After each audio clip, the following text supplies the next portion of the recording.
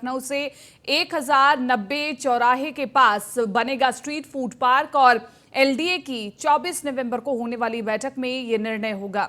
Ramabai rally स्थल की parking में वेंडिंग जोन बनेगा और वैवाहिक कार्यक्रमों के आयोजन में आवंटन का प्रस्ताव, बंद पड़े पार्कों का भी इस्तेमाल किया जाएगा। एलडीए की बैठक में प्रस्ताव को मंजूरी मिल चुकी है और मंजूरी मिलने की उम्मीद है। तो ये बड़ी खबर हम आपको बता रहे थे और इसी के साथ साथ एक और बड़ी खबर हम आपको बता रहे हैं। अब लखनऊ से लखनऊ बेंच ने रिपोर्ट तलब की है। 24 घंटे में सरकार से जवाब मांगा है। नगर निगम से भी रिपोर्ट तलब की है। आज भी होगी मामले की सुनवाई। डेंगू को लेकर हाईकोर्ट ने रिपोर्ट तलब की है। मरीजों की इलाज में देरी पर रिपोर्ट तलब की है और बड़ी बात यह है कि लगातार केसेस बढ़ रहे हैं, लेकिन जो मरीज पहले से अस्पताल में मौजूद हैं उनकी देखरेख नहीं हो रही, उन्हें समय पर इलाज नहीं मिल रहा, जिसकी वजह से जनता परेशान है।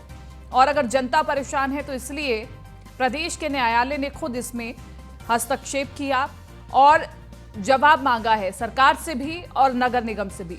रिपोर्ट भेजी जाएगी अब सरकार और नगर निगम की ओर से। बताया जाएगा कि सरकार और नगर निगम की क्या तैयारियां हैं। ये कहा गया था बेड की उचित व्यवस्था हो, ये कहा गया था साफ सफाई हो, लेकिन अगर साफ सफाई की उचित व्यवस्था नहीं होगी, क्योंकि अभी कुछ दिन पहले भी खबर ये आ रही थी कि कूड़े के उठान की व्यवस्था नहीं हो पा रही है, कूड़े के ढेर लगे हुए हैं, जगह जगह पानी इकट्ठा हुआ पड़ा है। तो यही परिस्थितियां तो हैं जब डेंगू पनपता है और डेंगू अब पनप रहा है तो बच्चे, महिलाएं, बूढ़े इसकी जद में आ रहे हैं और इसकी वजह से मरीजों की संख्या बढ़ रही है और डॉक्टर्स पर प्रेशर बढ़ रहा है। तो यही बड़ी खबर हम आपको बता रहे हैं। अब इसमें सरकार ने क्या रिपोर्ट बनाई है, नगर निगम ने क्या रिपोर्ट बनाई है, वो रिपोर्ट भेजी जाएगी। उसमें बताया जाएगा कि हमने क्या अधिकारियों को दिशा निर्देश दिए और अधिकारियों ने धरातल पर क्या किया।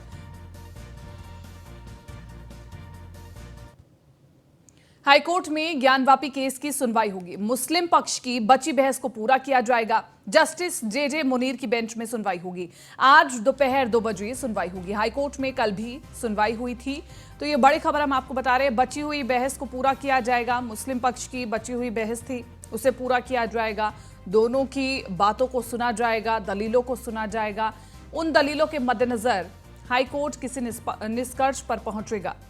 तो आज दोपहर 2 बजे सुनवाई होगी और किन किन तथ्यों पर सुनवाई होनी है ये अभी हम जानने की कोशिश करेंगे।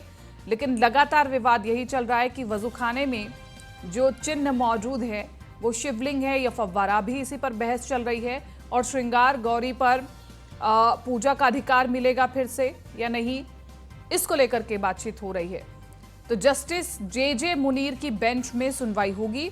मुस्लिम पक्ष की बची हुई दलीलों पर बहस पूरी होगी। आज दोपहर 2 बजे सुनवाई होगी।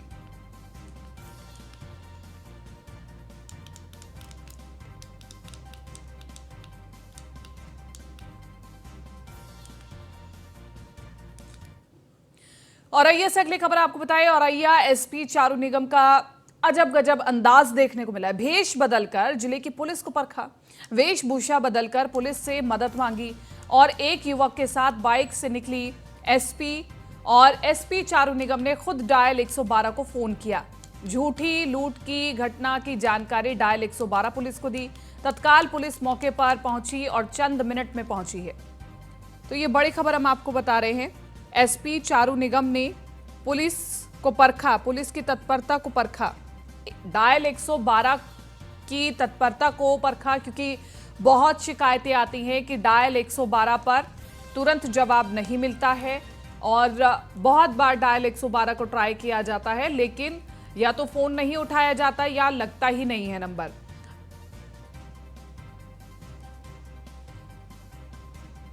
मेरठ से अगली खबर। एसटीएफ ने पेट्रोल पंप पर आज ताबड़तोड़ छापेमारी की है। एडीजी एसटीएफ के निर्देशों के बाद यह बड़ी कार्रवाई की गई है और 10 से ज्यादा पेट्रोल पंप पर घटतौली सैंपल भरे गए। इसमें से स्पेशल डिवाइस लगाकर के घटतौली का खुलासा हुआ। पेट्रोल पंप पर ओवर स्टॉक मिलने पर भी हड़कंप मच गया। ग्राहकों को कम पेट्रोल दिया जा रहा था, कम डीजल दिया जा रहा था।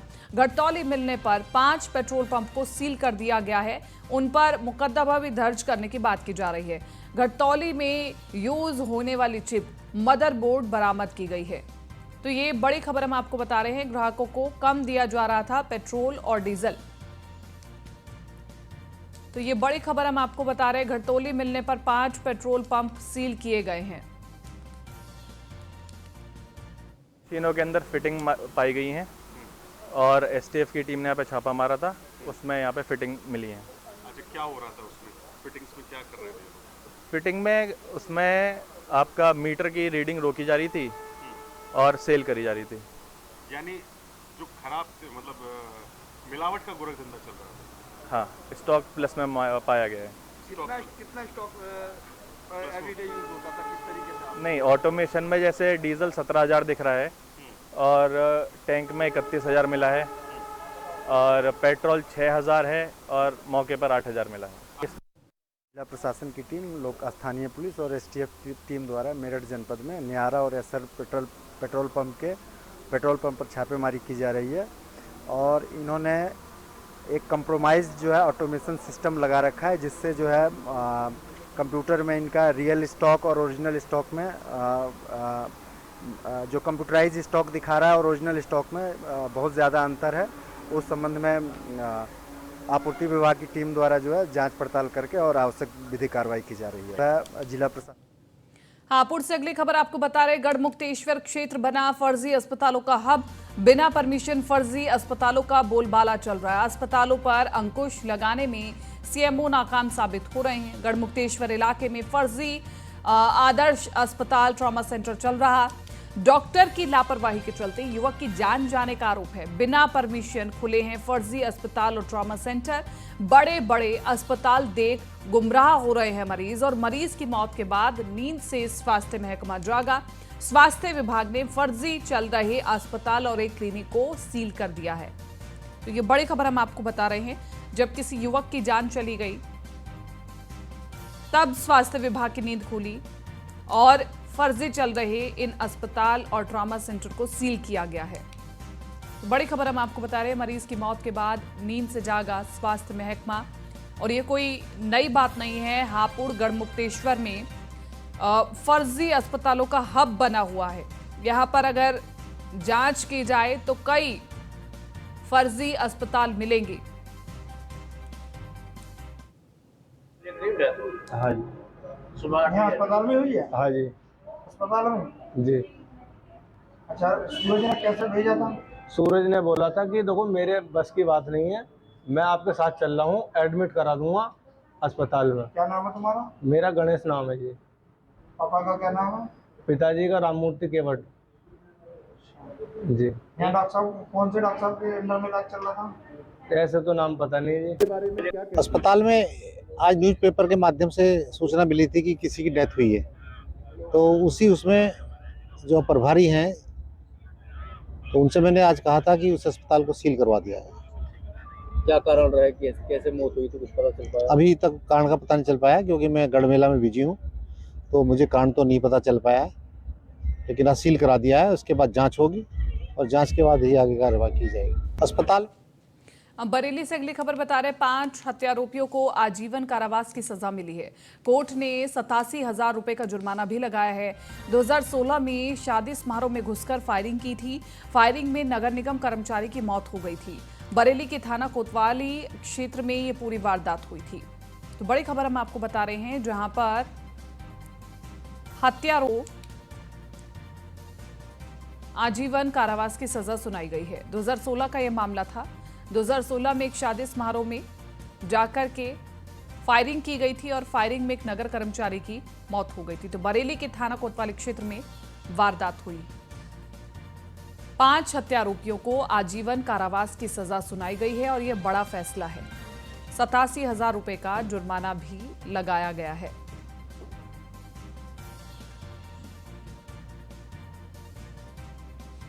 2016 में शादी समारोह में घुसकर के फायरिंग की गई थी। फायरिंग में नगर निगम कर्मचारी की मौत हुई थी। अयाज खान ज्यादा जानकारी के साथ संवाददाता फोन लाइन पर बने हुए हैं। अयाज खान, 5 हत्यारोपितों को बड़ी सजा सुनाई गई है और आजीवन कारावास की सजा सुनाई गई है 5 हत्यारोपियों को। जी बिल्कुल, ये 6 साल पुराना मामला है।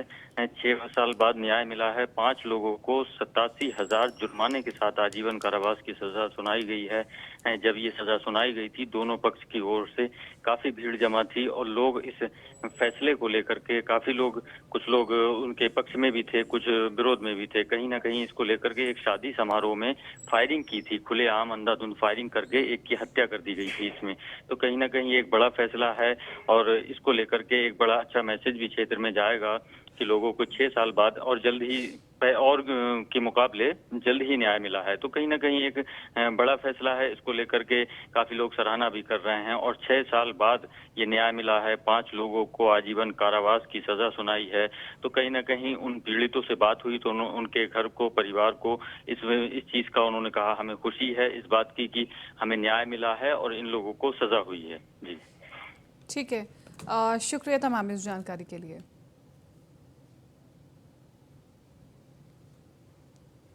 अब लखनऊ से अगली खबर बता रहे हैं, दबंगों के बुलंद हौसले के आगे कमिश्नरेट पुलिसिंग फेल हो चुकी है। दिन दिहाड़े पैथोलॉजी सेंटर में घुसकर दबंगों ने घटना को अंजाम दिया। दबंगों ने पैथोलॉजी सेंटर में घुसकर मारपीट की और संचालक की पिटाई की गई और संचालक की पिटाई कर मशीन भी साथ ले गए बदमाश।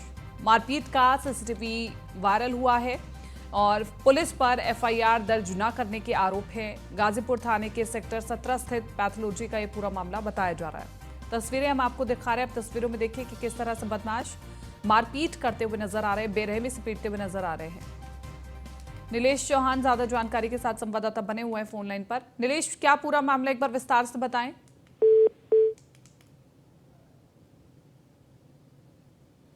बड़ी खबर आपको बता रहे लखनऊ से, दबंगों के बुलंद हौसले के आगे कमिश्नरेट पुलिसिंग फेल होती हुई दिखाई दे रही है। दिन दिहाड़े पैथोलॉजी सेंटर में घुसकर दबंगों ने घटना को अंजाम दिया और दबंगों ने पैथोलॉजी सेंटर में घुसकर मारपीट की।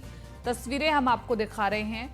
आप देखिए कि किस तरह से मारपीट की गई है, किस तरह से दबंगों ने अपनी दबंगई दिखाई है और मारपीट का सीसीटीवी फुटेज भी वायरल हो रहा है। तस्वीरें आपको दिखा रहे हैं।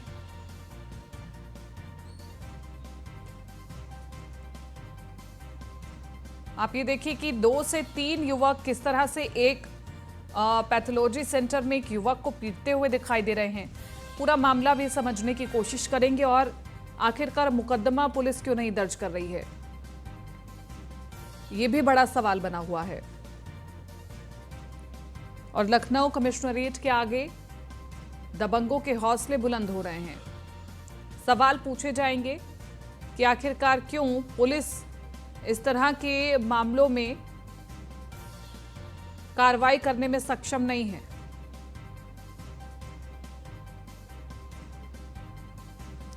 तस्वीरें बहुत कुछ बयां कर रही है और देखा जा सकता है कि कैसे एक आदमी पर कुछ दबंग युवक एक के बाद एक हमला करते हैं। पहले कुछ कहासुनी भी हुई है। उस कहासुनी में क्या बात हुई कि ये जो सभी दबंग हैं यहाँ पर मौजूद, इन्हें गुस्सा आया और इन्होंने मारपीट करनी शुरू कर दी।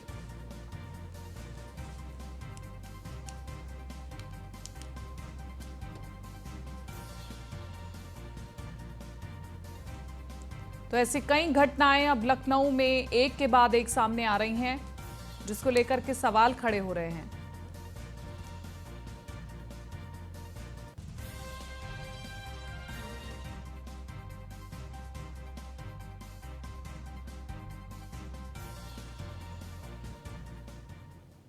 कानपुर से आगे बढ़ रहे हैं। राम हॉस्पिटल संचालक की मनमानी सामने आई। लाइसेंस निरस्त होने पर भी अस्पताल चल रहा है।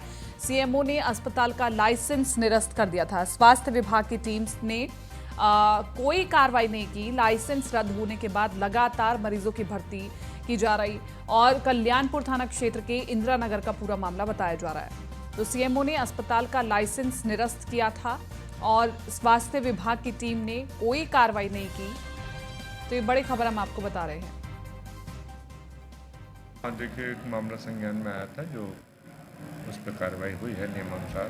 तो एक्चुअली वो एग्रीकल्चरल लैंड है, ये हमको एक जगह के द्वारा सूचना मिली थी, जिसके आधार पर उसको जो है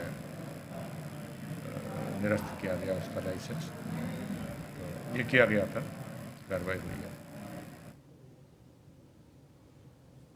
तो ये बड़ी खबर आपको बता रहे हैं। सीएमओ ने अस्पताल का लाइसेंस निरस्त किया था। निरस्त किए जाने के बाद भी आप देखिए कि किस तरह से मरीजों की भर्ती अभी भी की जा रही है। रामजी शर्मा ज्यादा जानकारी के साथ संवाददाता बने हुए फोन लाइन पर। रामजी शर्मा, जब अस्पताल का लाइसेंस निरस्त कर दिया जाता है, बावजूद इसके भी ये अस्पताल संचालित है, ऐसा क्यों हो रहा है?